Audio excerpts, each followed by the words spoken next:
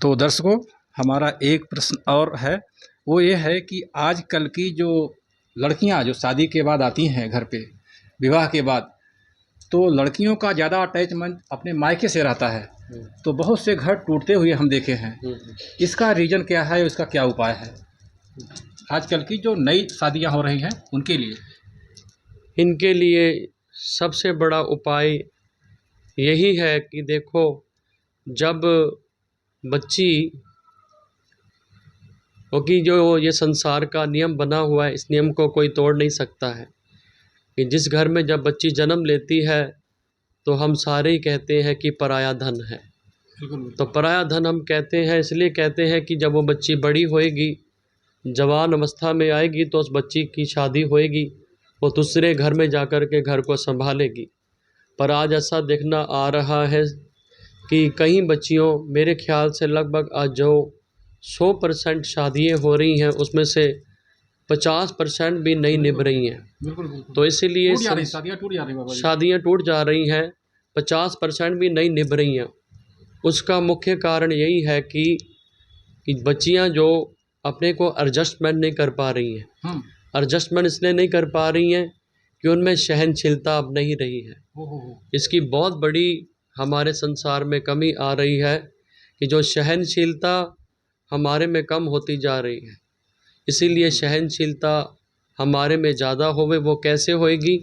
वो अपने प्रभु का नाम जपने से सहनशीलता आएगी। तो दूसरी बात, एक बात को हमेशा याद रखें बच्चियां अपने जीवन में, हमारे बाबा जी धन धन गुरु अमरदास पातशाह ने जब अपनी बेटी बीबी भानी जी का विवाह गुरु रामदास पातशाह जी के साथ किया, तो उस समय गुरु अमरदास पातशाह ने, बीबी भानी जी ने गुरु अमरदास पातशाह जी से कहा, महाराज मुझे कुछ वचन दो, मुझे कुछ ऐसी कृपा करो जिससे मेरा जीवन संवर जावे, जिससे मैं इस घर में, जो उस घर में मैं जा रही हूँ, उस घर में सुख से रहूँ। तो फिर गुरु अमरदास पातशाह ने 3 वचन कहे, और तीनों वचन भा अक्षर से शुरू होते हैं। हिंदी में बोलते हैं भा और पंजाबी में बोलते हैं भभा। तो भा अक्षर भक्ति वाला। तो पहला अक्षर महाराज ने, गुरु अमरदास पातशाह ने बीबी भानी जी को, अपनी बेटी को बोला कि बेटा, पहला अक्षर है भूल गई। कि जैसे घर में कभी कोई बात हो जावे, चाहे तुम्हारी गलती है या नहीं है, सिर्फ इतना ही कह दो, मैं भूल गई जी, मेरे को समझ नहीं आई, मैं भूल गई। तो अगर इतना सी बात कह दोगे कि भूल गई, तो उसी समय वो सारा जो मसला है, जो बहुत बड़ा मसला कई बार बन जाता है छोटी सी बात का, वो उसी समय समाप्त हो जाता है। और दूसरा महाराज ने भब्बा बोला कि भला मांगना है।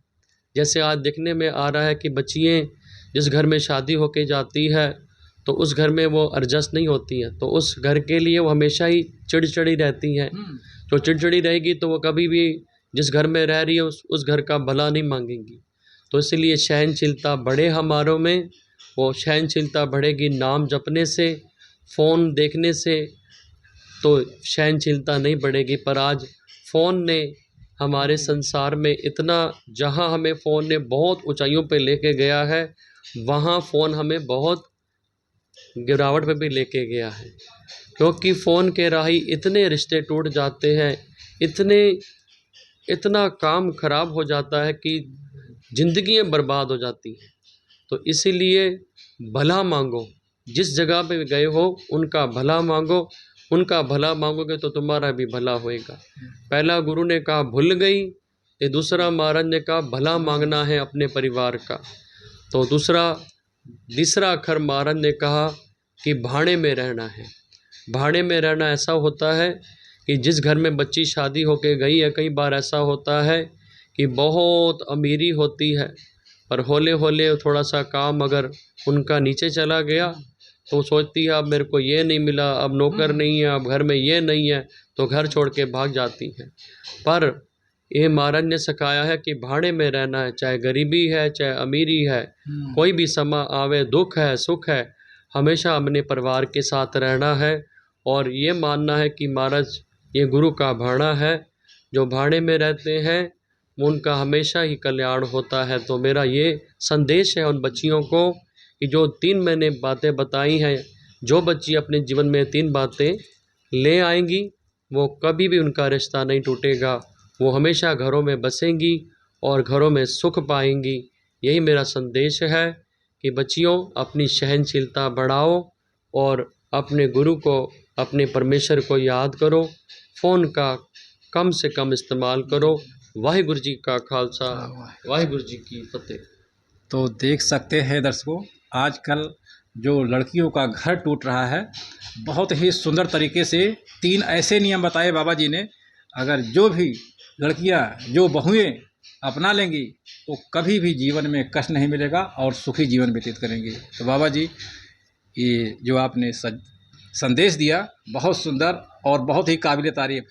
कोटि सा नमन आपको, बहुत बहुत धन्यवाद। Thank you so much.